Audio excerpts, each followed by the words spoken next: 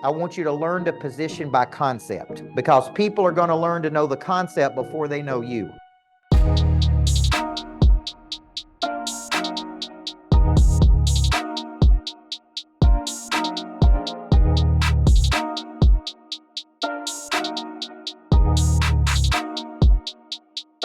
What person is not trying to go from good to great? Anybody know the backstory on how Jim Collins wrote that book?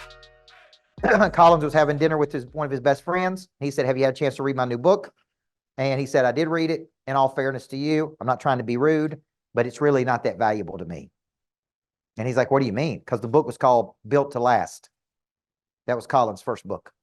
And he says, I'm not trying to be built to last. I'm trying to go from good to great.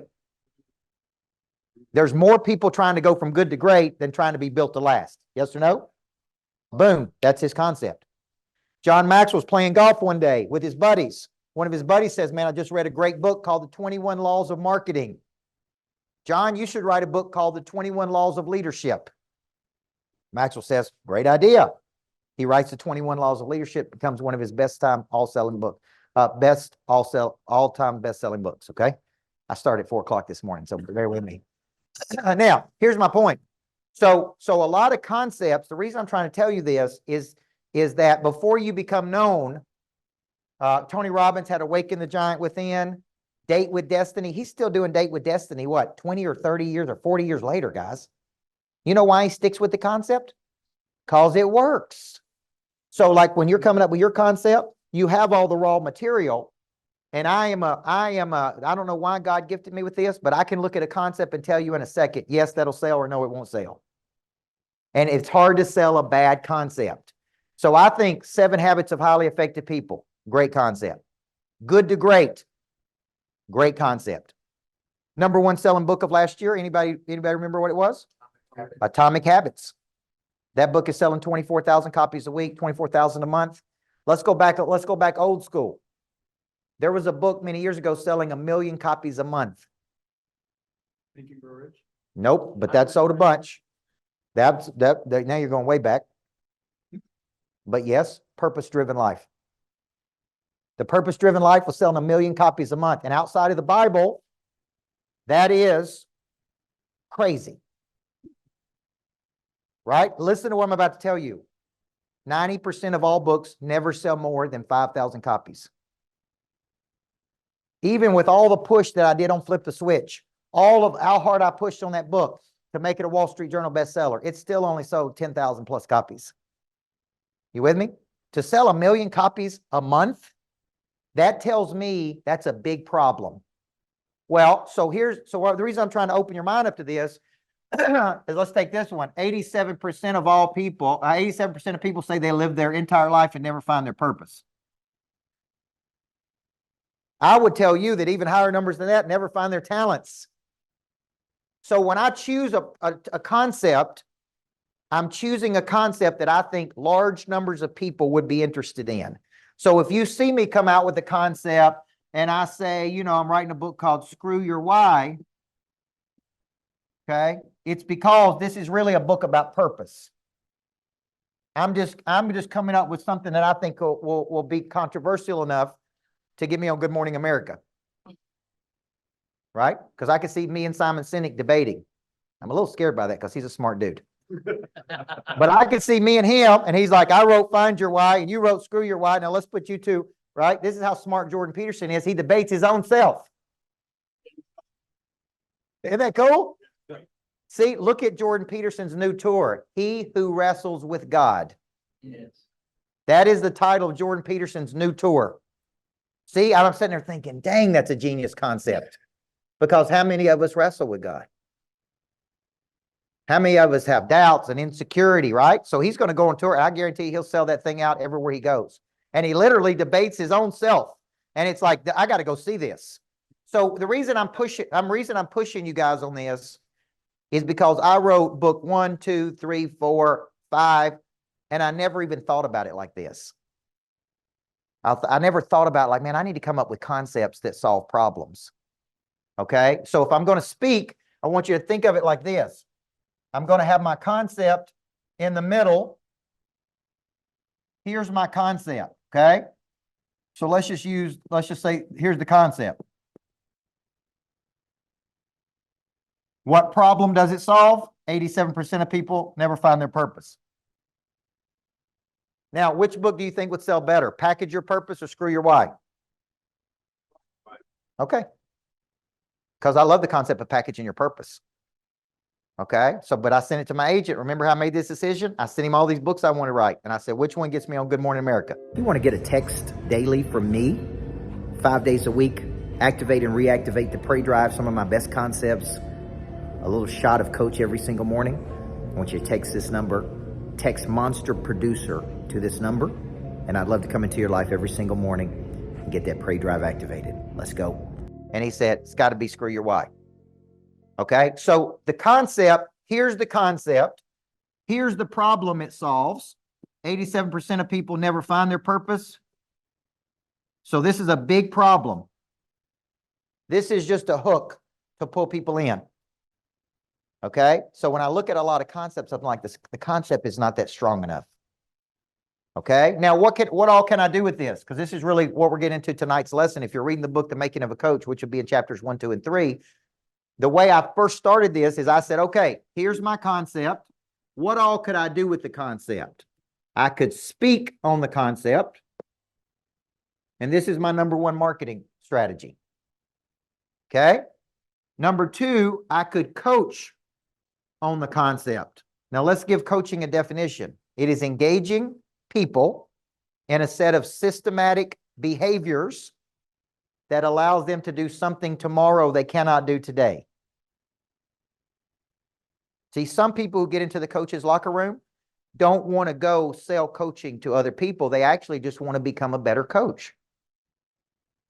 Yeah, See, so some people who get into the coach's locker room do not want to go sell their intellectual property to the marketplace. They actually just say, I want to learn how to be a better coach. the and- definition of a coach. Coaching is engaging you in a set of systematic behaviors that allows you to do something tomorrow you cannot do today. I am a coach. Okay. I'm not so much of as a consultant. You say, what's the difference between coaching and consulting? I'm engaging you in a set of systematic behaviors over a cycle of time. There's a feedback loop, and I'm trying to move you from A to B. If I was a consultant, right? Dr. Kirk says, I want to bring you in and I want to pay you to consult me in how to do this. And I may say, I'm going to spend, some time with you telling you how to do it, but you're 100% on your own figuring it out. This is why so many people want to be consultants. I can tell you what to do, and then I can leave. Some people do not want to coach. True story. So we saw my buddy Tim Grover today, and we're in Long Island speaking. It's me, Grover, Cardone, and Brad Lee. That's the lineup. Great lineup. And we're speaking at this big theater, and it's beautiful. We're all back in the green room, and Tim Grover says, Burt, what are you going to offer today? Because I know you're going to offer something. And I said, I'm going to offer to come back to Long Island for one day for $997 a person. So I'm going to speak for 45 minutes, and I'm going to invite them to come back, and I'm going to come back to Long Island, spend a day, and I'm going to try to pick up 50 to 100,000. This is a conversation backstage. And I said, Tim, what are you going to offer? This is Tim Grover. And he says, I'm going to speak, and then I never want to see these people again. Now, here's the point. Here's what he says to me. I don't want to do what you do. I don't want to come back to Long Island unless they pay my full speaking fee. I'm going to speak, and I'm going to sign books, and I'm going to get on a plane and go somewhere else. Okay? Tim's structure is this. He has an agent. His agent gets 30% of everything she books. He handles none of the business. He is more of a celebrity because he was Michael Jordan's coach. He writes books and he speaks, and he enjoys that. He does not want to coach people. Okay? He coaches some professional athletes. That's how he gets compensated. Every now and then he'll say, I'm doing an 8-week series. But he initially got into this and did one-to-one. People wanted to hire him one-to-one. He said he's miserable. Right? He said, I just couldn't do it. I hated doing it. So I'm not telling you, you got to be a coach. You can say, this is how I want to do it. But I look at it like this. I speak and I coach. What's the problem with this business model? A lot of fulfillment. Okay. And there's a lot of recurring. And there's a theory I have. If you live with anybody long enough, you'll always find something you don't like about them, no matter how good they are. So having to show up over and over and over and over and be great over and over and over is a very exhausting business model. You see where I'm going? And people expect you to be on every day and have a good attitude every day and a smile every day. And they don't expect you to ever have a bad day, right?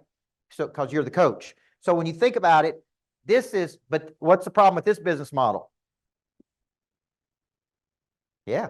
See, now you got to go and you got to show up. So think of it like you speak, you could coach, you train.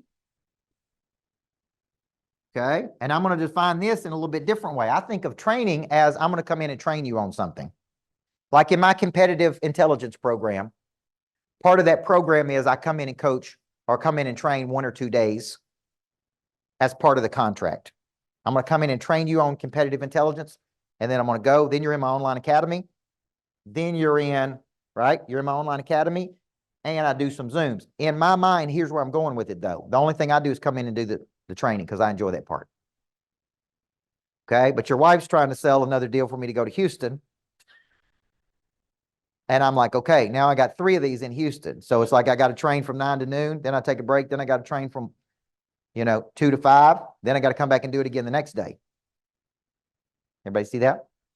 And I used to train 6 different companies when I went to Houston. Houston's 6 million people in Houston. I'd go into Houston. I'd go from one to another to another. That's day 1. Then I'd get some sleep. Then I go the next day. And I would come home from Houston with a bad attitude. And my wife would say, I bet you've been to Houston, haven't you? Because by the time I coached 6 companies in 2 days, I did not like people very much. And it was just too much. I'm like, this is crazy. This is too much, no matter how much money they're paying me. So when you think about it, this could be online academy.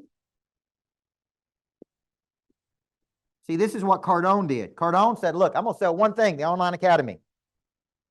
That's all I'm going to do. And I'm going to do big events.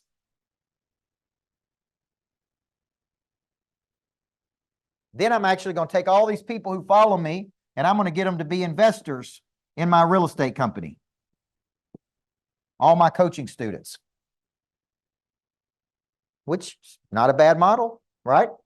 But he knows, if you ever hear him talk, he said, I could never build a $1 billion coaching company, but I could build a $1 billion real estate company. So remember these 2 words, opportunity brokering. You speak to be a person of interest. And when you are a person of interest, people want to do business with you.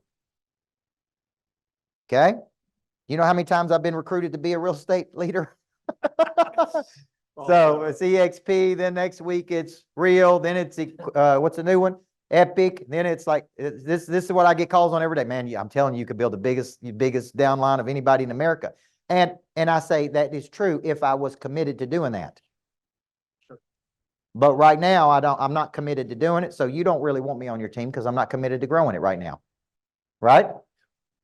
Now, if you come to me and Levi says, hey, I want to help you build a greatness factory in Atlanta. Now I'm open. Okay? You with me? So here's the point. Training could be, I train you on a concept. I train you on something. Okay? And then I want to put the last one in here, which is leading. Now let's define leading. Leading is, I see you and I really like you and I actually want you to come into my company and maybe lead a division, maybe lead an initiative. This could be very lucrative. This is actually where I have made the most money. A bank comes to me and says, I want to go from here to there. And I say, here's, right, this is going to be a $250,000 deal. Plus I want a bonus if I hit the numbers. So the most money is companies who have the biggest budgets to bring somebody highly skilled in to lead an initiative. This is also the heaviest work. And when they're paying you that much money, they're expecting you to move the needle. Okay, so there's a lot of pressure here.